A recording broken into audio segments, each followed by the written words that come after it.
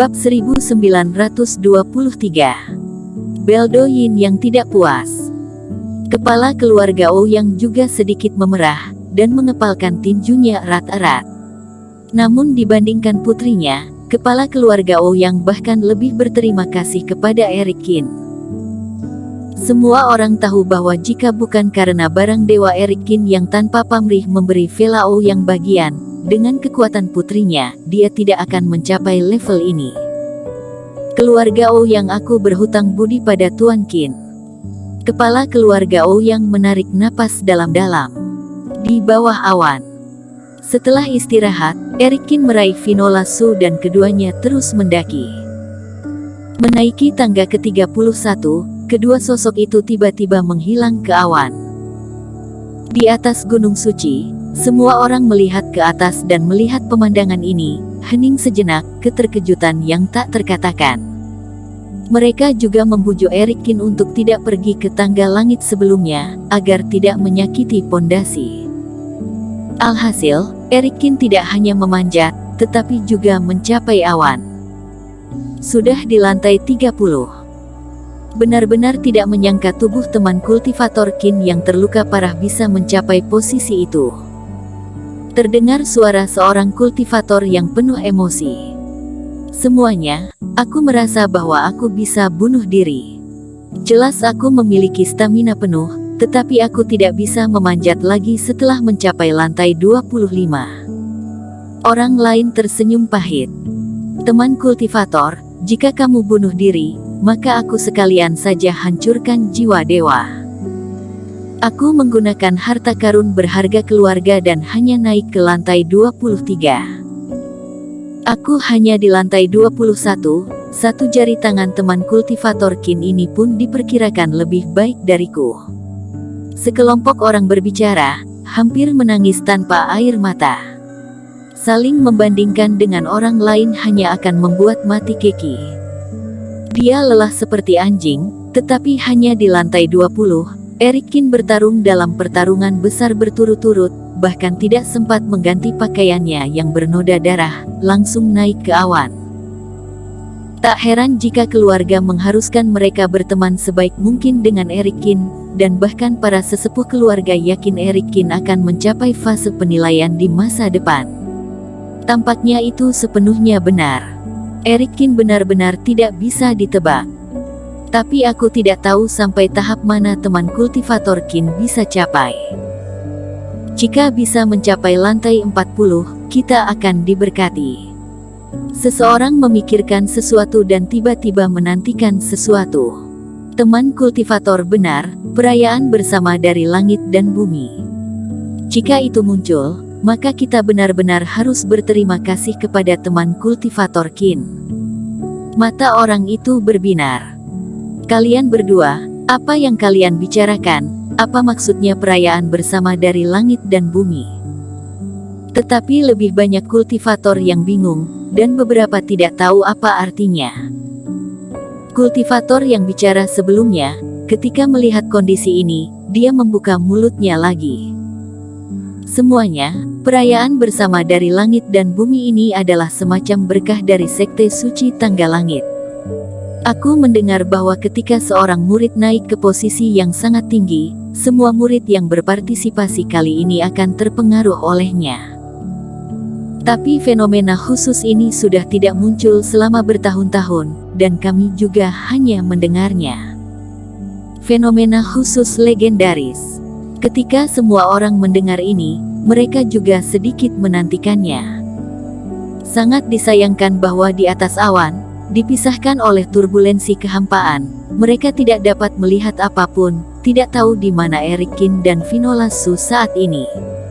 Di atas tangga langit, Finola Su juga berhenti di lantai 35. Meski mangkuk sedekah menetralkan semua tekanan kerohanian, tekanan tubuh tetap membuat Finola Su sedikit kewalahan.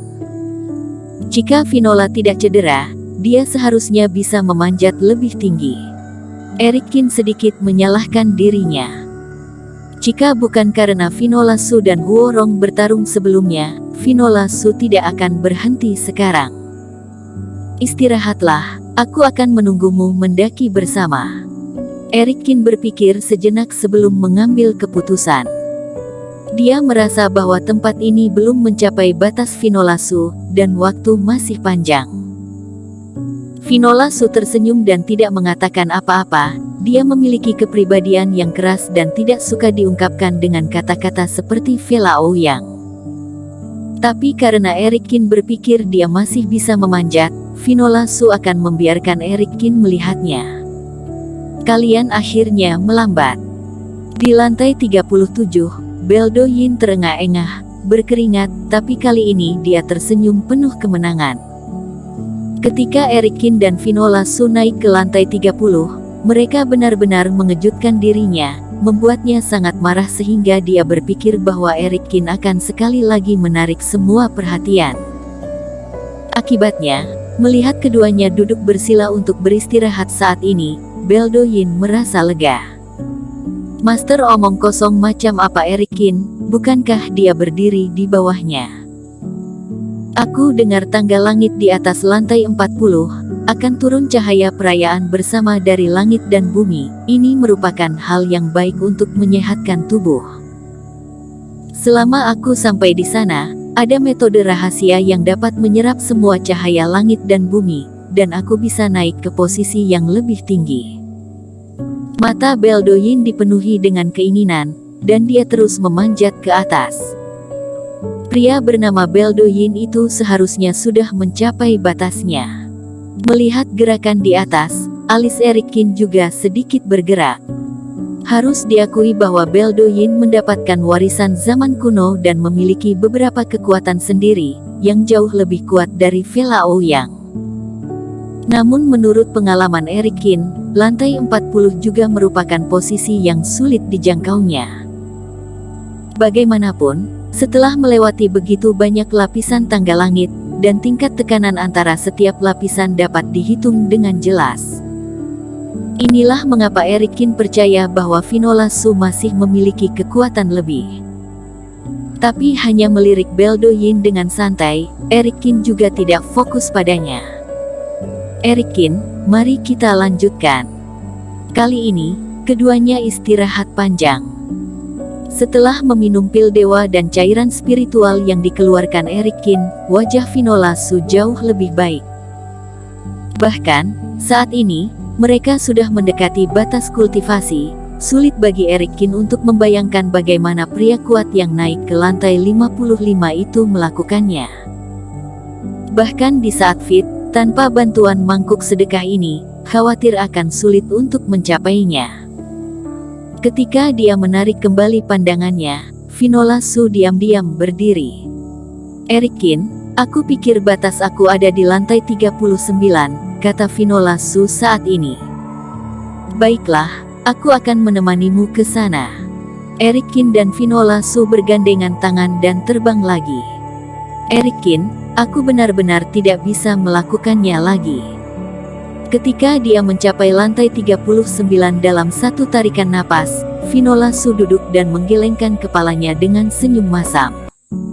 Eric Kin juga pucat saat ini dan duduk bersila. Tekanan tangga langit di lantai 39 mendekati batas fase transendensi. Di sisi lain, Beldo Yin juga berada di lantai ini. Melihat Eric Kin dan Finola Su terbang ke atas, wajah Beldo Yin terus berubah dengan berbagai emosi. Eric Kin dan wanita itu telah mencapai posisi yang sama dengan dia. Mereka benar-benar muncul, mencoba mencuri perhatian orang padanya. Beldo Yin berteriak marah di dalam hatinya. Mengapa? Apakah aku Beldo Yin hanya bisa hidup di belakang orang lain? Keluarga seperti ini, begitu juga aku. Dalam Liga Pahlawan Es dan Salju, tidak ada namanya, kini memasuki tanah suci, dan masih sama. Yang paling indah akan selalu menjadi orang lain, dan aku, Beldo Yin, tidak bisa menjadi orang yang dikagumi oleh semua orang. Beldo Yin berjuang sedikit dan ingin mencoba lagi untuk mencapai lantai 40.